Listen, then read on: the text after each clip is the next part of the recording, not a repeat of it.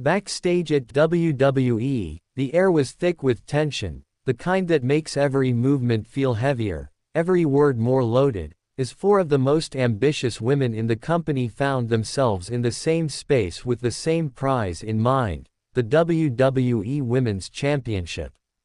It began innocently enough with Cathy Kelley standing by, microphone in hand, ready to get a few words from the reigning champion, Tiffany Stratton. Stratton arrived like she always does, radiating confidence, exuding control, and wearing an expression that told the world she believed she was not just the champion but the standard of the division. Dressed immaculately and holding the championship as though it was both a crown and a weapon, she wasted no time in reminding the WWE Universe that for the last 216 days she had not just defended her championship but defined what it meant to be champion. She spoke with the arrogance of someone who has beaten every challenger thrown her way, declaring that there was no end in sight for her reign and no woman on the roster capable of dethroning her. But before the moment could settle, the interview was interrupted by the unmistakable arrival of Jade Cargile, a woman whose presence has a way of making the air feel charged, as if something is about to happen. Cargile didn't bother with formalities or small talk. She stepped into the frame with her trademark poise and steel-eyed determination, cutting straight to the point. Looking directly into Stratton's eyes, she reminded her of their last match and the controversial moment when Stratton's foot hit the rope, breaking the count. Cargile's voice was calm but laced with warning as she told the champion that if not for that one moment, the WWE Women's Championship would already be around her waist. She made it clear that next time there would be no ropes, no excuses, and no escape, she would take the title.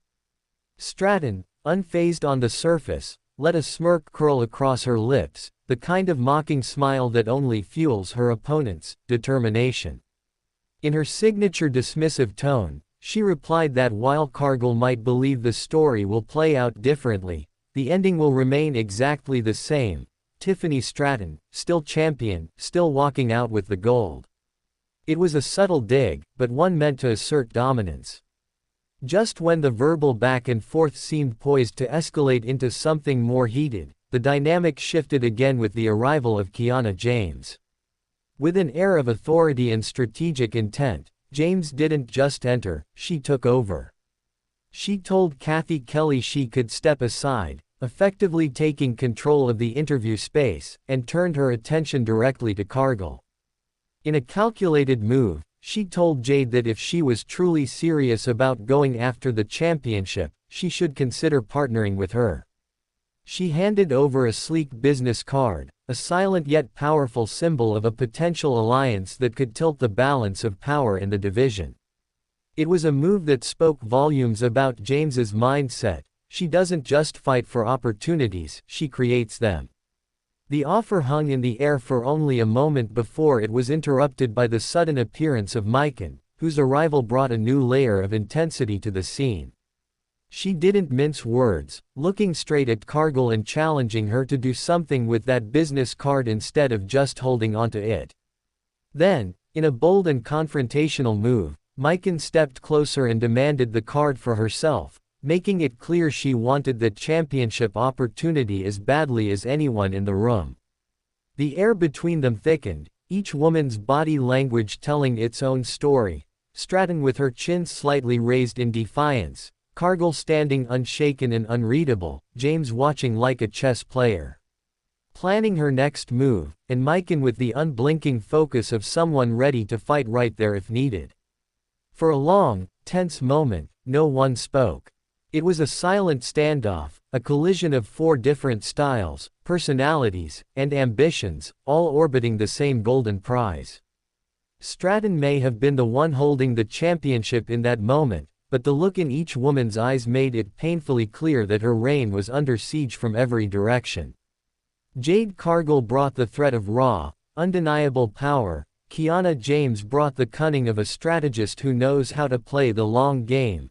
Micah brought the relentless hunger and willingness to strike without hesitation. Together, they formed a storm that could shatter Stratton's 216-day dominance. The scene ended without a single punch thrown, Yet it left the impression that a war had already begun, one that could end with the Women's Championship changing hands in the most shocking way possible. In that quiet but volatile moment, the WWE Universe knew one thing: Tiffany Stratton's days at the top might be numbered, and when this storm finally breaks, the landscape of the women's division will never be the same again. Backstage chaos erupted in a scene that could reshape the entire WWE Women's Championship landscape as reigning champion Tiffany Stratton, the powerhouse Jade Cargile, the cunning strategist Kiana James, and the ever-ambitious Micah found themselves colliding in a tense confrontation that had the atmosphere crackling with competitive energy and unspoken threats. It all began with Cathy Kelley waiting in position to interview Stratton, who arrived with her signature confidence, dressed to perfection and carrying herself like a woman who truly believes she's untouchable. With a proud gleam in her eye, Stratton reminded the WWE Universe that for 216 straight days she has done one thing and done it better than anyone else: held onto her championship with unyielding dominance. She declared she had no intention of slowing down or stepping aside for anyone, her tone dripping with arrogance as if daring someone to challenge her authority. That someone came quickly in the form of Jade Cargile, whose presence alone made the air shift. Walking directly into the frame with the kind of intimidating composure that turns heads and silences rooms, Cargile didn't bother with pleasantries. She looked Stratton dead in the eye and reminded her of their last encounter, saying Stratton should be grateful that her foot happened to touch the rope in their match, because if it hadn't, the WWE Women's Championship would already be around her waist. The warning was blunt, the confidence undeniable. Next time, Cargile promised, the ending would be very different. Stratton's response was a calculated smirk, the kind of dismissive grin that says she's heard it all before. She coolly replied that while the story might change, the ending would not: Tiffany Stratton, still walking out as champion.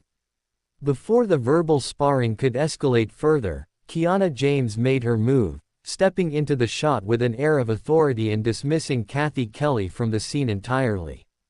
Turning her attention to Cargile, James suggested that if Jade was serious about going after the championship, she should consider aligning with her, slipping a sleek business card into Cargile's hand as an open invitation.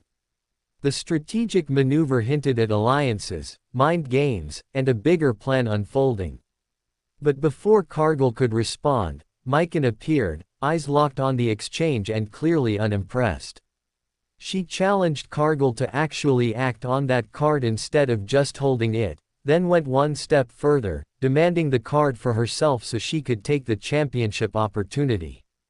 In an instant, the space became a battlefield without punches being thrown, four women standing in a silent but volatile storm, each with their own ambitions, strategies, and willingness to play the long game to take the top prize.